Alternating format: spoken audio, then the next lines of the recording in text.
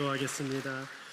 하나님 감사합니다. 우리 은혜 찬양대의 찬양에 응답하여 주시고 역사하시니 감사를 드립니다. 하나님께서 세우신 나라 이 땅 가운데에 하나님의 은혜와 복이 지금도 풍성히 흐르는 줄을 믿습니다. 이 나라를 허락하신 우리 하나님 아버지께 감사와 영광을 올려드리게 하여 주옵소서. 이 자리에 계신 모든 우리 성도님들의 가정 또한 주님께서 지켜 보호하여 주신 줄을 믿습니다. 영원토록 우리의 편 되어주시는 하나님을 만나고 예배하며 살아가는 복된 인생들이 되게 하여 주옵소서. 감사드리며 예수님의 이름으로 기도드립니다. 아멘. 여러분들 너무 귀한 찬양이었죠? 예. 은혜 찬양대 한 번 더 우리 격려 한번 하겠습니다. 귀한 찬양 감사합니다.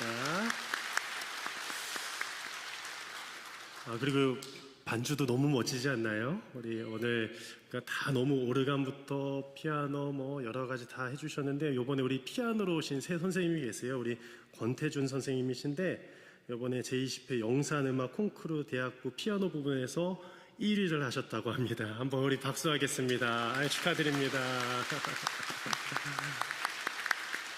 네, 귀한 인재들이에요.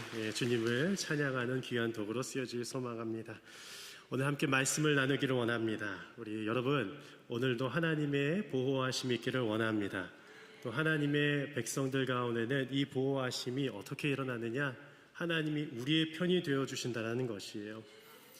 제가 참 감명 깊게 본 영화가 있는데요. 리들리 스콧 감독의 킹덤 오브 헤븐이라는 영화입니다. 혹시 보신 분들 계세요? 아마 계실 텐데 이 감독은 우리가 잘 알고 있는 에어리언이나 글래디에이터들 여러 가지 이 SF물부터 해서 역사서까지 많은 제작을 한 감독이죠.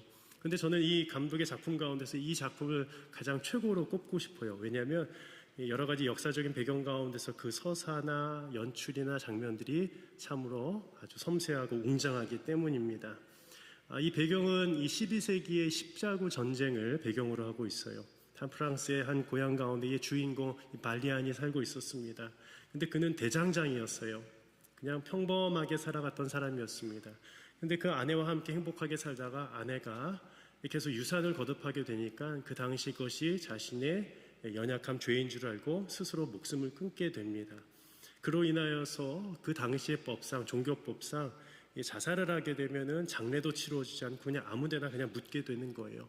그로 인해서 이 남편이었던 주인공 발리안은 마음이 너무나도 아팠겠죠.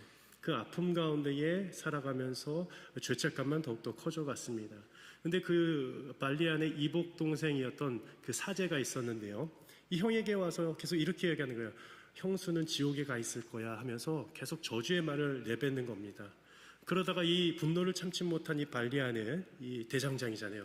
뜨겁게 달구어진 그 칼로서 그를 찔러서 그만 죽이게 되죠. 그로 인하여서 이 죄책감과 공포감, 두려움 때문에 이 예루살렘으로 그는 발걸음을 향하게 됩니다. 막 말을 타고 이제 가게 되는 거예요. 근데 가면서부터 그의 마음 가운데는 그런 마음이 있는 겁니다. 예루살렘에 가면 많은 이들은 죄사함을 받는다라는 그 당시에 이 십자군들의 이 사상이 있었다라는 것이에요. 예루살렘에 가서 하나님 나라 위하여 싸울 때에 그들은 죄사함을 만난다는 그런 사고 가운데 있었다라는 겁니다. 그런데 이 예루살렘에 도착하자마자 겉으로는 평화로워 보였지만 늘 이 기독교와 이 이슬람 간의 이 갈등, 냉전 상황을 무시할 수가 없었어요. 이 십자군 진영에 이 호전적이고 아주 좀 괴팍한 장군이 나온대요. 레이놀드 드 샤티옹이라는 사람입니다. 그런데 이 장군이 이 평화협정을 그만 깨버리게 됩니다. 어떻게 깨느냐? 그냥 이슬람 지역에 가서 그들을 다 도륙을 하는 거예요. 여러분들 기독교인들이요, 예수님의 이름으로 막 다 살인을 저질렀던 역사가 있습니다. 저는 그건 분명히 잘못되었다라고 생각해요. 이교도라고 해서 살인을 저지른 것은 하나님께서 원하시는 예수님의 그 사랑의 실천이 아니었습니다. 그런데 이 사람은 그것을 자신들의 공을 쌓고자 그리고 자신의 업을 쌓고자 그렇게 행했다라는 것입니다. 그런데 그때 그만 이 이슬람의 수장 살라딘의 여동생 또한 시해하게 돼버려요. 죽이게 됐습니다. 그때 이것을 알게 된 살라딘은요, 예루살렘 성을 쳐들어갈 명분을 얻게 된 거예요. 그동안은 그나마 이 예루살렘에 있었던 왕과 잘 평화로이 지내는 것처럼 보였지만 그 왕도 나병으로 죽게 되고 또 이제 호전적인 왕이 세워지자마자 또 이런 사건들 가운데서 결국에는 전쟁의 상황으로 내몰리게 되었다라는 것이죠. 그때 결국 어떻게 됩니까? 이 발리한 주인공은요, 그 성에 있던 사람들과 끝까지 그 성을 지키고자 열심히 싸워요. 그런데 시간이 지날수록 본인들이 열세하다는 것을 깨닫게 됩니다. 조금만 더 기다리다 보면은 다 전멸할 것을 알게 된 것이에요. 그래서 협상을 하게 됩니다. 결단을 내리게 돼요.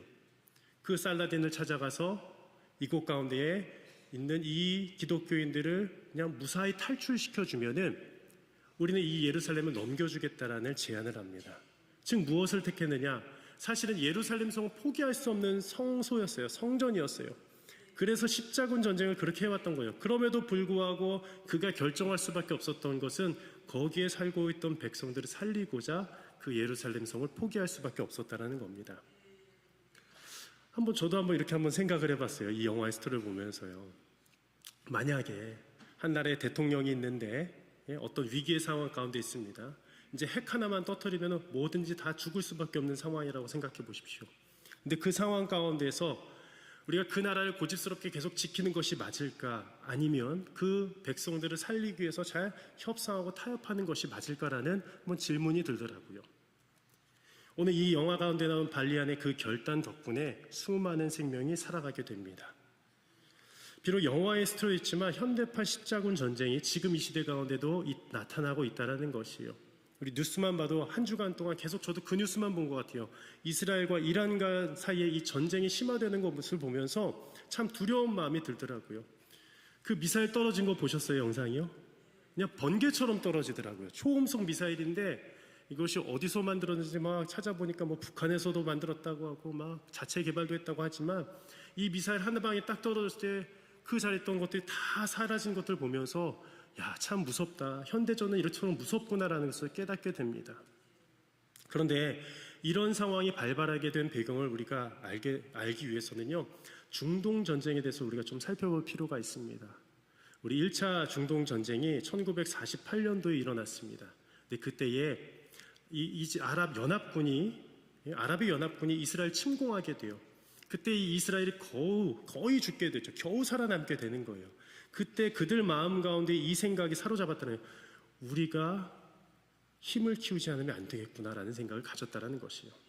언제든지 공격을 받을 수 있겠구나라는 생각을 그때 갖게 되었다는 겁니다. 그리고 2차, 3차 지나서 4차 중동 전쟁 때에도 이 속죄일이라는 뜻의 이 욤키르푸 전쟁이라고 하는데요. 그때에 또 이집트와 시리아의 기습 공격으로 인해서 또다시 위기를 겪게 됩니다. 그때에도 다시 한번 그들은 생각했다는 것이에요. 항상 전쟁을 대비하자라는 것이에요. 제가 오늘 이 6.25를 앞두고 있으면서 왜 이런 설교를 하느냐. 여러분들, 전쟁은 언제 어느 순간에 일어날지 모르는 것이 전쟁입니다.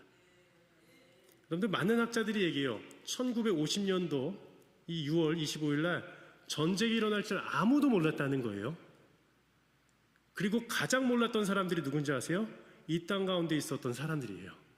주일 새벽 아니었겠습니까? 그냥 평화로이 그냥 군인들도 다 휴가 나가고 외출했을 때에 전쟁이 발발한 것이었어요. 아무도 모를 때에 전쟁이 나게 된 것이었어요. 이처럼 전쟁은 언제 어느 순간에 나타날지 모르는 게 바로 전쟁이라는 것이에요.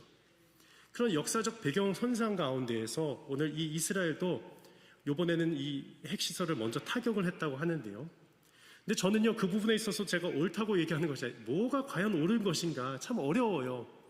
이 핵을 타격함으로 인해서 또다시 미사일을 쏘게 되고 이 이에는 이, 또 눈에는 눈으로 계속 또 이 심화되고 있지 않습니까? 근데 저는 가장 이 초미의 관심사가 과연 미국은 언제 개입할까예요. 왜냐하면 미국이 개입하게 되면 제3차 세계대전으로 번질 가능성이 있기 때문입니다. 종교전쟁이 일어난다는 것이에요. 그래서 이러한 질문과 고민을 저는 오늘 설교 가운데 한번 던져보고 싶어요. 우리 함께 한번 읽어보겠습니다. 시작. 속에 있다면 우리들은 과연 어떻게 살아남을 수 있을까?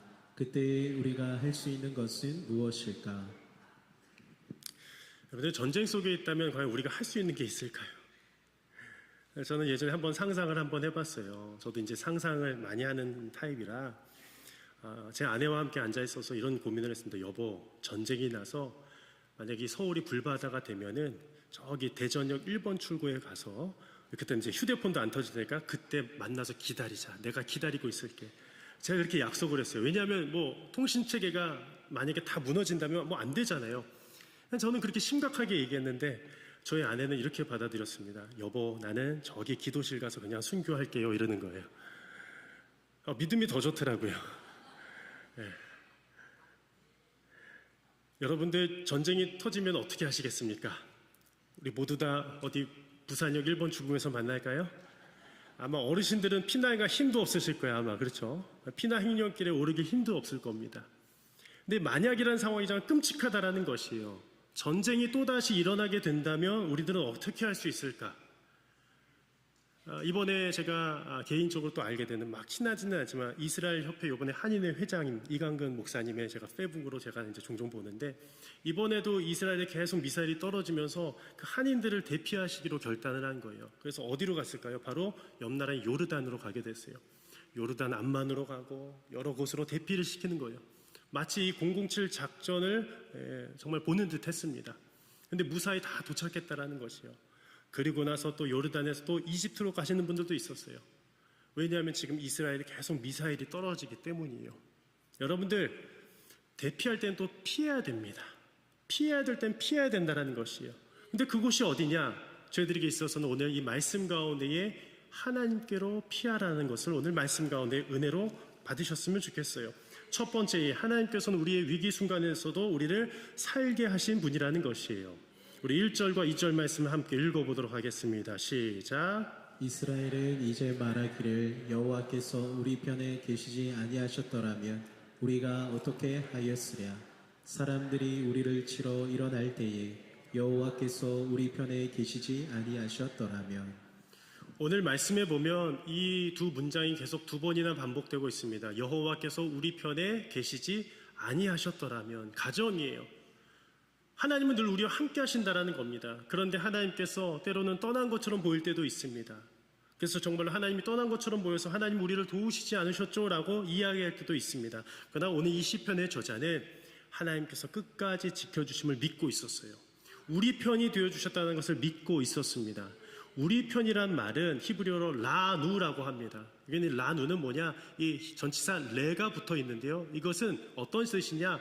무엇을 향한다는 것, 방향성을 나타낸다는 것이요. 소속감을 나타낸다는 것입니다. 즉 우리를 향해서 하나님은 바라보고 계시고 우리를 위해서 하나님은 일하신다는 뜻이 바로 우리 편이 되어주셨다는 말이에요.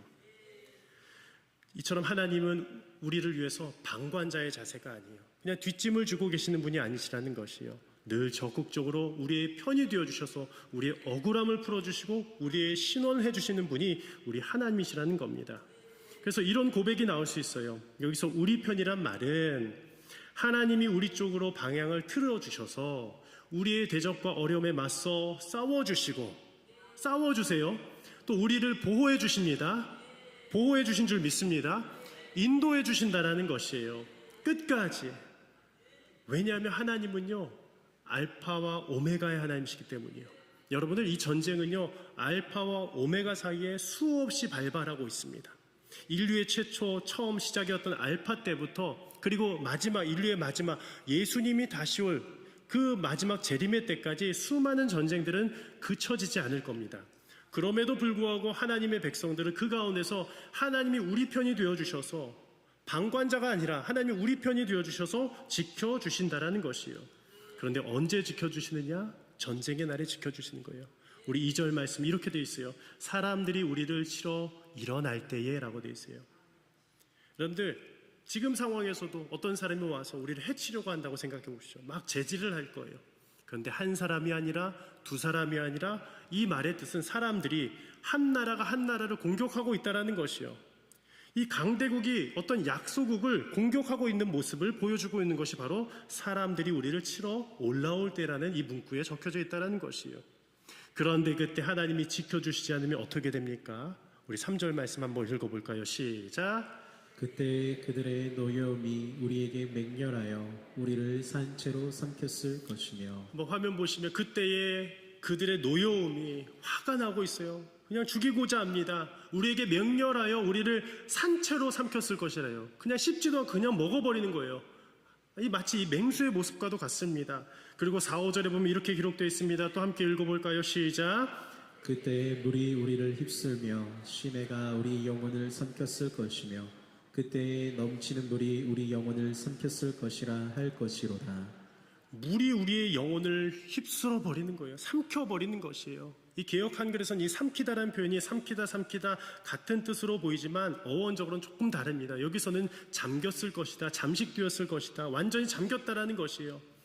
여러분들 어떤 도시가 완전히 잠긴 모습을 보셨어요? 거기선 사람이 살 수가 없습니다. 거기서 호흡하면서 살 수 없기 때문이에요. 완전히 그 마을, 이 나라가 잠겨버린 듯한 그런 상황이 되었을 것이다 라고 고백합니다. 언제요? 하나님이 우리의 편이 되어주시지 않으셨다면이라는 것이에요. 여러분들 이 나라 가운데, 이 대한민국 땅 가운데 하나님이 그 당시 우리의 편이 되어주시지 않으셨다면 이 나라는 존속할 수가 없었을 겁니다. 우리들이 이렇게 자유롭게 예배드릴 수 없었다라는 것이요. 저는 확신으로 말씀드립니다. 하나님께서 이 나라를 지키시고 보호해 주셨기 때문에 우리가 함께 자유롭게 이 자리에서 예배드릴 수 있음을 꼭 기억하시기를 바랍니다. 감사함으로 받으시기를 바랍니다. 얼마나 감사한지 몰라요. 여러분들 우리가 예배를 매주마다 드리잖아요. 이 매주마다 드릴 때 우리가 감격이 사라지잖아요. 그때마다 언제 생각하세요? 우리 어르신들은 그때 생각할 거예요. 아마 어르신들은 이 감격이 사라지지 않을 것 같은데 죽다 살아날 때, 막 포탄 소리 들릴 때, 저희 아버님도 41년생이셔서 6.25의 그 포탄 소리를 생생하게 말씀해 주셨어요. 본인은 살아갔지만 주변은 다 죽었다라는 거예요. 저는 그걸 몰라요. 저희 세대는 몰라요. 50년대 이후에 살아가신 분들도 어렸을 적에 잘 모르실 겁니다. 그런데 30년대, 40년대 태어나셨던 분들은 아실 거예요. 포탄 소리에 다 죽어간 것을요. 이처럼 전쟁은 무시무시합니다. 하나님이 지켜주셔서 이 나라 그리고 교회가 세워져 있는 줄을 믿습니다. 여러분들 이 히스기야 14년에 이 아수르의 사네립이 올라와서 유다의 모든 성읍들을 점령을 했습니다. 점령한 다음에 마지막 성 예루살렘을 포위했습니다. 그리고 장군 랍사게를 보내서 이렇게 조롱의 말을 내뱉었습니다. 야, 히스기야의 말을 믿지 마라. 그가 너를 구원할 수 있겠냐? 하나님도 믿지 마라. 그가 너를 구원할 수 있겠느냐? 그렇게 조롱하면서 외쳤습니다. 그런데 그때 히스기야의 반응이 어땠어요? 항복했습니까? 아니요. 그의 나라를 끝까지 지켜야 되는 의무가 있었기 때문에 하나님 앞에 나가서 옷을 찢고 눈물로 기도했다라는 거예요. 하나님 도와주시옵소서, 이 나라를 살려주시옵소서라고 기도했다라는 거예요. 나라를 위한 기도가 있었다라는 것이에요. 그때 하나님께서는 이사야 선지자를 통하여서 이렇게 말씀해 주셨어요. 아스루 왕이 이 성에 이르지도 못하겠다. 실제로 아스루 왕이요, 예루살렘 성에 들어가지도 못했어요. 화살 하나도 쏘지 못하겠다 했어요. 실제로 그랬습니다. 전쟁이 일어나지 않았어요. 그럼 어떻게 그들이 물러갔어요? 그날 밤에 하나님께서 여호와의 사자를 보내어 주셔서 몇 명을 도륙하셨을까요? 저는 이 숫자는 우리가 기억할 필요가 있어요. 180명도 아닙니다. 1800명도 아닙니다. 18,000명도 아닙니다. 18만 5천 명이나 되는 아수르의 군대가 다 그 한 자리에서 죽어 있는 거예요. 말이 됩니까? 화학미도 없고 핵무기도 없는데 어떻게 죽었어요? 더 큰 하나님의 사자, 하나님의 힘이 임했기 때문에 그렇게 죽을 수밖에 없었다라는 것이에요. 여러분들, 하나님께서 그때 이 히스기야의 기도에 응답하여 주신 것이요, 지도자의 기도에 응답해 주신 것이요. 여러분들, 이 나라를 위해서 우리가 어떻게 기도해야 되겠습니까? 하나님, 우리의 편이 되어 주시기를 원합니다. 끝까지 우리의 편이 되어 주셔서 이 나라를 지켜 주시옵소서라는 그 간절한 기도가 멈추지 않기를 바랍니다. 두 번째로 하나님께서는 올무에서 벗어난 새처럼 우리를 자유케 하셨습니다. 우리 7절 말씀도 읽겠습니다. 우리의 영혼이 사냥꾼의 올무에서 벗어난 새같이 되었나니 올무가 끊어짐으로 우리가 벗어났도다. 우리의 영혼이 사냥꾼의 올무에서 벗어난 새같이 되었다라는 것이에요. 언제요? 하나님이 우리의 편이 되어주셔서 그러하신 줄을 믿습니다. 지난주에는 우리를 향해서 우리 자신이 어디에다 대입해서 비유로서 설명했습니까? 시편 78편에 기억나시죠? 어디였죠? 네, 맷비둘기였어요. 맷비둘기 기억나시죠? 기억나셨죠 이제? 아, 그렇지, 맷비둘기지. 예. 괜찮습니다. 네. 네. 우리가 왜 맷비둘기였나? 연약하기 때문이에요. 가장 연약한 상태의 존재가 맷비둘기라 했어요. 비둘기는 약해요. 그냥 하늘 나리다가 그냥 뭐만 싸요? 똥만 싸요 애들은요. 뚝뚝 떨어져요. 그 똥 맞아보신 적 있죠? 갑자기 이런 지저분한 얘기가 나와서 죄송합니다만 막 기분 나빠하잖아요. 그런데 그 비둘기 어때요? 너무 연약한 존재라고 했어요. 왜냐하면 들짐승에게 잡혀 먹을 수밖에 없는 존재가 이 맷비둘기였습니다. 그런데 오늘 여기서는요, 새 중에 새인데 어떤 새인지는 알았지만 사냥꾼의 올무에 사로잡혔을 것이라는 거예요. 하나님께서 우리 편이 되어주시지 않으셨다면. 여러분들, 사냥꾼은요 아주 지혜롭습니다. 아마 여기에서 아마 수렵을 하신 분들이 계실 텐데 그 덫을 어디다 놓는지 아세요? 그 동물이 지나가는 길목에다 딱 놓습니다. 나무와 나무 사이가 있으면요, 그 새가 잘 지나갈 수 있는 그 사이에다가 딱 넣습니다. 또 동물들을 잡기 위해서는요, 특히 우리 어르신들 쥐 잡을 때 어떻게 하는지 아세요? 부엌 뒷간 옆에다가 뭐나요? 쥐덫을 딱 넣는 거예요. 좀 무시무시한 얘기를 제가 드리면 요즘 현대인분들이 싫겠지만, 제가 예전에 수련회를 갔는데 거기에 쥐덫이 있는 거예요.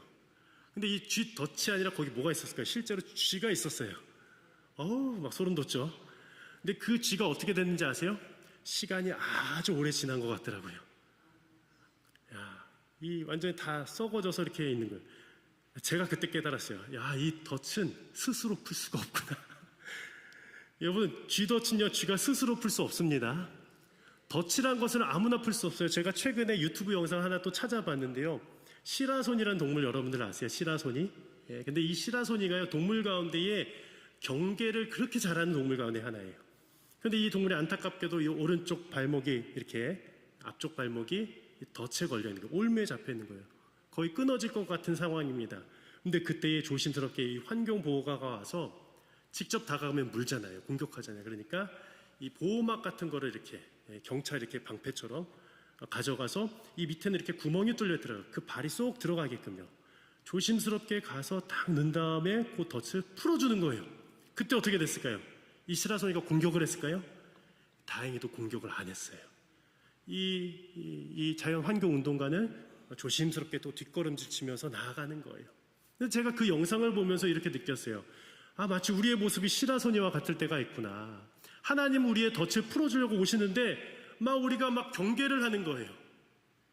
우리 주변에서 우리 하나님의 일꾼들 있잖아요. 권사님, 장로님, 집사님들이 와서 좀 이 덫을 풀어주고 싶은데 경계하는 거예요.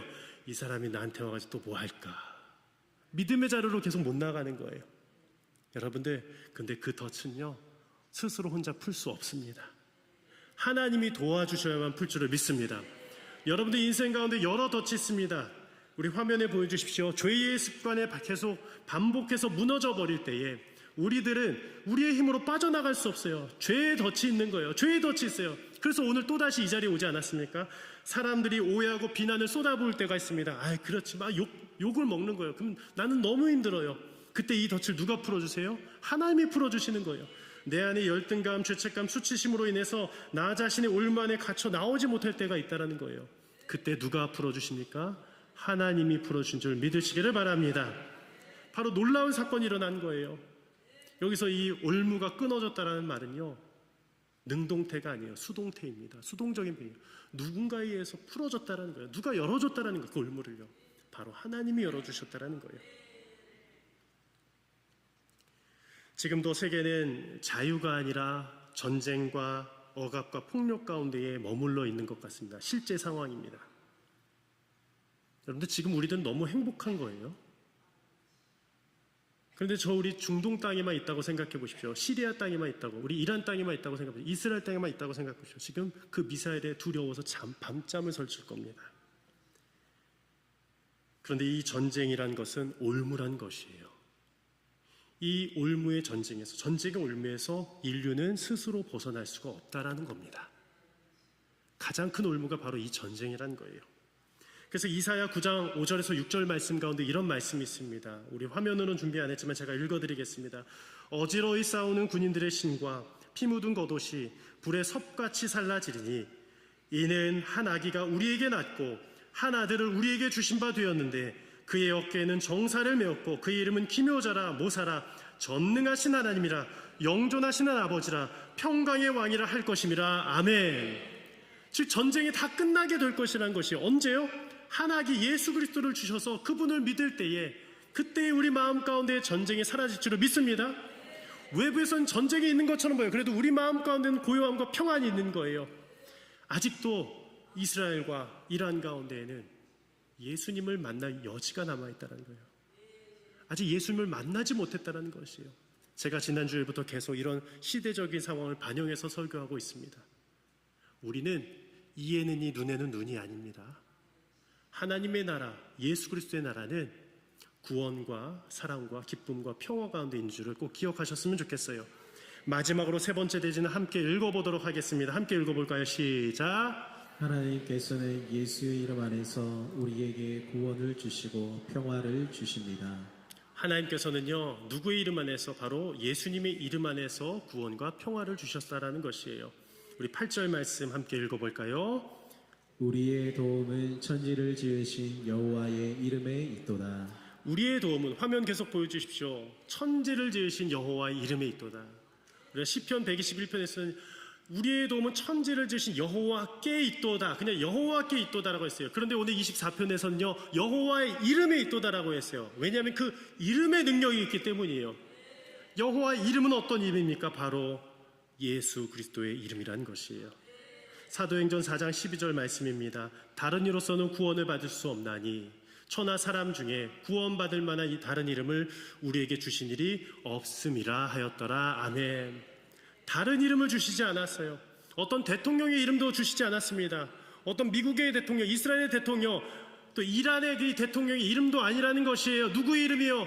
예수님의 이름만이 우리를 구원해 주셨다는 것을 꼭 기억해야 된다는 것이에요. 빌립보서 2장 10절에도 이렇게 나옵니다. 하늘에 있는 자들과 땅에 있는 자들과 땅 아래에 있는 자들로 모든 무릎을 누구의 이름에 꿇게 하시고, 근데 왜 예수의 이름 앞에 무릎을 안 꿇으세요? 여기 있는 분들은 꿇으신 분이라서 저는 믿어요.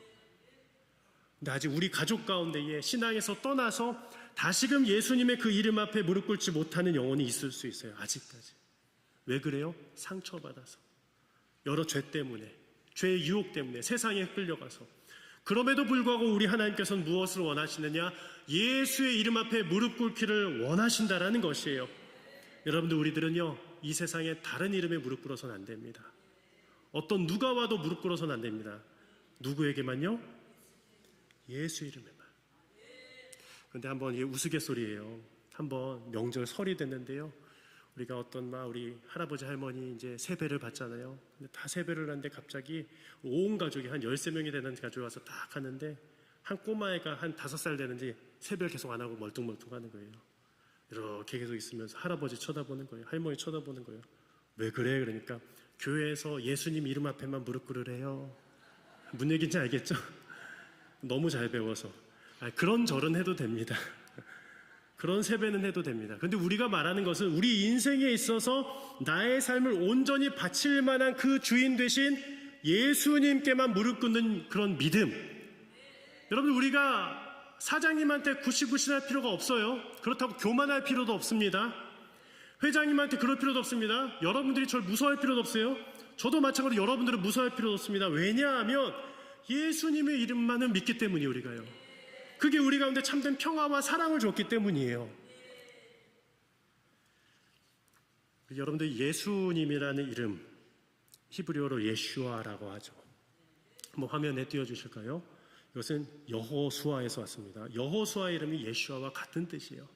그래서 여호수아의 이 축약형이 예슈아, 예수라는 이름의 뜻입니다. 근데 이 단어의 뜻은 두 가지 합성어예요. 아시겠지만 야훼, 여호와와 야샤, 구원하다의 합성어입니다. 즉 무엇이냐? 여호와께서 오셔서 구원하신다라는 것이에요. 여호와는 구원이시다라는 거예요. 바로 그 여호와의 이름이 구원이시다라는 것이에요. 그래서 마태복음 1장 21절에 이렇게 기록하였습니다. 아들을 낳으리니 이름을 무엇이라 하라? 여러분들, 아들을 낳으리니 이름을 모세라 하라 안 했어요. 다윗이라 하라 안 했어요. 시몬이라 하라 안 했어요. 베드로라 하라고도 안 했어요. 누구라 했어요? 예수. 이것은 예언된 이름이에요. 그리고 이렇게 살아갈 수밖에 없는 구원자 예수 그리스도를 이 땅 가운데 보내신 하나님의 계획입니다. 왜냐하면 자기 백성을 그들의 죄에서 구원할 자이기 때문이에요. 자기 백성이 누구입니까? 우리 백성만입니까? 온 인류예요. 온 인류를 그들의 죄에서, 그들의 전쟁 가운데서 구원하시기 위해서 어떤 이름을 주셨느냐? 예수의 이름을 주신 줄 믿으시기를 바랍니다. 우리 함께 이 고백을 하고 주님 앞에 찬양으로 나갈 텐데 함께 고백하겠습니다. 시작.